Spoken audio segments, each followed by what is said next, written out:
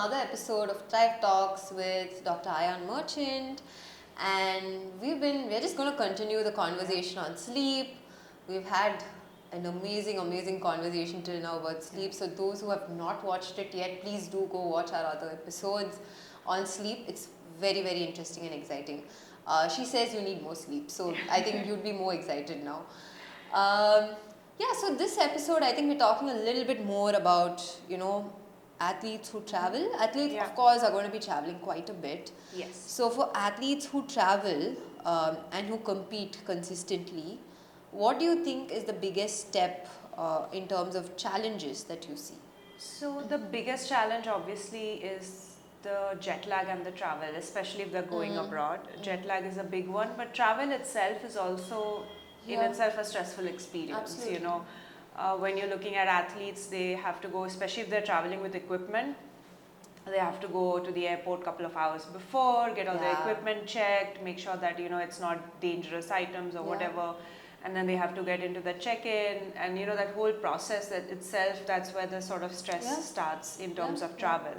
And then you're on that tiny plane with not enough, especially for tall people. There's never any leg room. I know, I feel you. There's never any leg room. Yeah. So you're cramped, and then dehydration because you're not drinking enough water. So there are these different aspects to the travel that causes the stress. So the travel itself is stressful, and then if you're traveling abroad, the added stress is jet lag, where you're kind of trying to get accumulated or acclimatized, to getting acclimatized, to a new environment. And then that takes time, and a lot of the times when we look at athlete schedules, they're expected to compete in a day or two later or immediately, and it's very tiring already, the whole process of travel, and then you're supposed to immediately compete the next day and also supposed to win. So that kind of adds to that pressure, where now you have an athlete who can't even travel in peace because now they're stressed out about what's going to happen when they land, and the fact that they have to be ready enough to compete the next day. So I think that these are sort of really stressful things that athletes usually deal with. And then of course the sleeping environment, the comfy beds, comfy mattresses, pillows, blankets. Is the room too cold? Is it too hot? Things need to be, it's like a little bit like a Goldilocks kind of situation where things do need to be perfect. Just right, They need to get that sleep, So these are a few things. Makes sense. So, I know you use the word perfect now. So, all our watches give us sleep scores. Yes. And I know that's a big thing right now. I think I've reached till 97, never 100 till now. Not bad, isn't it? Yeah, not bad. That's really great. I know. My average is about 80, so that's not bad. Yeah, that's good.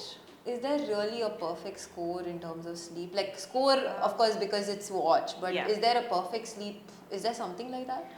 So I don't think you can say what perfect sleep is because everybody has different sleep requirements. Absolutely. So, some people need, like I said previously as well, some people need more sleep, some people need, that's why we have a range, right, of ideal sleep. It's between 6 to 9 hours. And for athletes more. So now we're going into that idea of it's not just about the duration as well, it's about the quality of sleep that you're getting. You can lie in bed for 7-8 hours, and watches are great. I recommend them for athletes all the time, but I think that there needs to be there shouldn't be a dependency, let me put it that way, on the watch, because how accurate is the watch? Because there are many times where athletes come and say, the watch says that I'm sleeping 90% or 80%, and then but I'm not getting enough sleep, and then what I do is I ask them to do diaries, and I find that they're actually just lying in bed without moving. And that is accounted as sleep. Exactly. So where does the accuracy come into place? So you can't, and so that ties into what really is perfect. How do you really define that perfect sleep?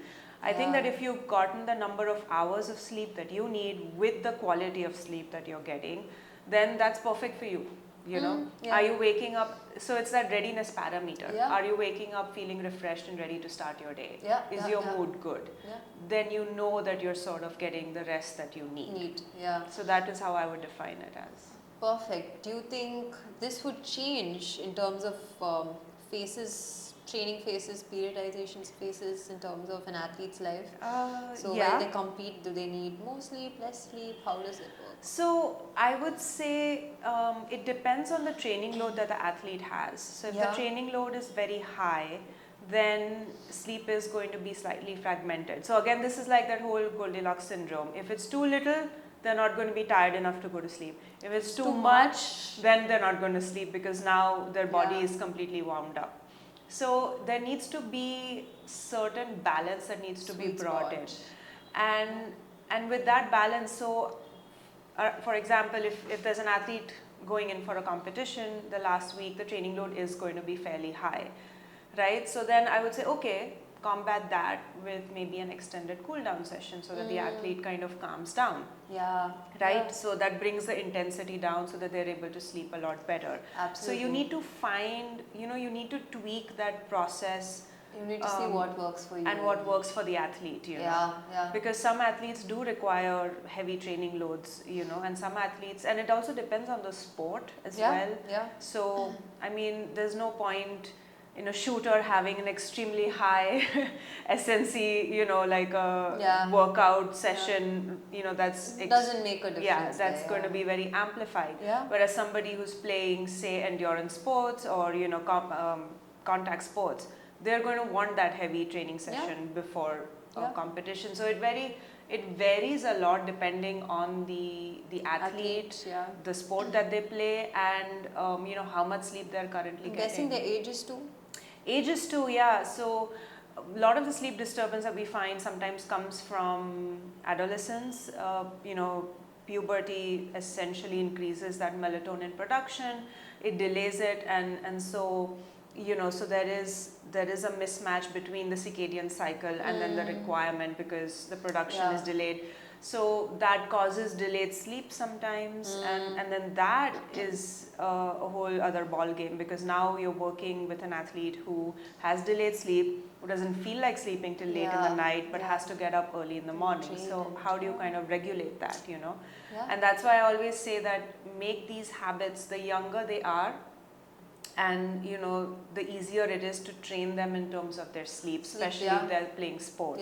And then that makes it easy as they grow older. So then they're able to manage the sleep a lot better because it's routine. That's what it is at the end of the day. Exactly. And I'm so glad you brought this up because our next episode is going to be on sleep culture. Because I know culture makes a big difference, whether it's food, whether it's sleep, whether it's anything. The lifestyle, So we'll be talking more about that in our next episode. That sounds good. Thank you so much for having this conversation with us. No, absolutely. It's an absolute pleasure to be here, and like I said, talking about sleep is always fun. Thank you.